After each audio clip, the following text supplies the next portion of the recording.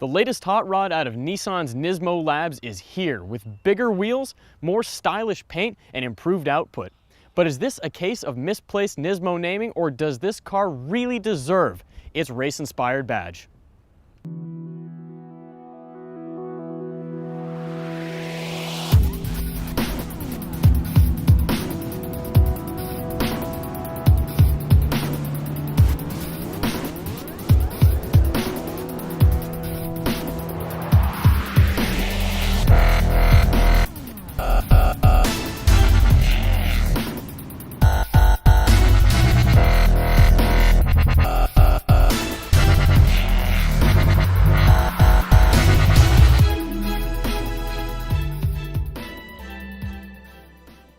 Mild engine tweaks to the 1.6-liter turbocharged inline 4-cylinder engine mean that you get 9 extra horsepower and 7 extra foot-pounds of torque.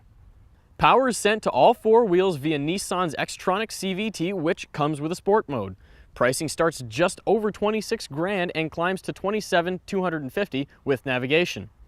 Even with the mild power upgrade, fuel consumption estimates stay the same, with 25 in the city and 30 on the highway. Ironically, one of the only things that people can probably all agree on about the Juke is how polarizing the style is. You either love its quirks or you find them revolting. Now, the Nismo package tweaks that to an even greater extreme, but in many ways the new body kit, color, and wheels are actually more fitting to the car's personality. You get larger 18-inch wheels, special paint colors, red accent lines across the car, and a comprehensive body kit that includes side skirts, a rear diffuser, and a spoiler. Believe it or not, Nissan actually says that body kit improves downforce by 37%. Loads of Nismo accents characterize this cabin. Now, that includes the Nismo stitching on the sport seats, which are upholstered in this faux suede material that have red accent stitching, and of course a matching steering wheel with the same material. Now, I gotta say, I really love how that material holds you in place while you're driving the car, but I'm a little bit concerned that the leg bolsters in the driver's seat aren't gonna hold up over the course of a few years. You also get a Nismo branded tach, and I gotta say, the cabin is very straightforward and easy to use. Drive mode buttons and climate control are all easily accessible, and you get this cool torque monitor right there in the middle. Not only that, but if I had to level one other complaint at this car, it's that every area where there's a hard plastic just leaves it feeling a little bit cheap. Then again, how much are you really going to complain? Because, starting right around $26,000, Nissan's really giving you a whole lot more over the other Jukes. And believe it or not, this car is actually a little bit cheaper than the top trim SL version.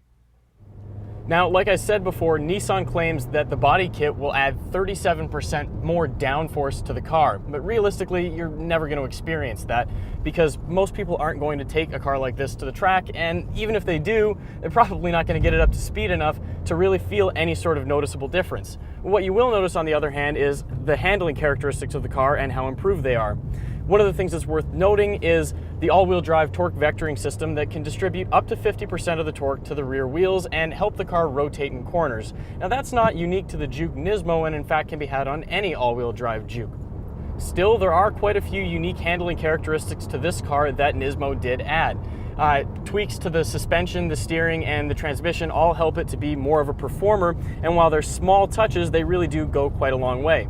Cutting through a corner like we are right now, the car really feels a lot more poised and planted than you would expect with, say, a normal Juke. Now, that should really only leave one more major question in your mind, and that's, how does the CVT perform? Well, you do get some of the downsides, that rubbery feeling when you're accelerating, but once you get into the car's power band, it really doesn't make all that much of a difference, and it's still a blast to drive.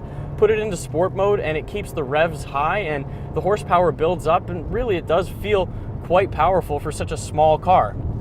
Now, unfortunately, there is one downside that I really have to mention. After a few hot laps in this car, we found that it started to overheat and the car wouldn't go into the same high rev range. And it's actually something we noticed in our test with the 370Z Nismo as well. It's sort of disappointing when you consider that a few small mechanical changes would fix that problem, and Nissan just sort of seems to be ignoring it. Regardless, the fact of the matter is that the Juke Nismo proves one point. A handful of small modifications can really go a long way towards making the car a lot more fun to drive.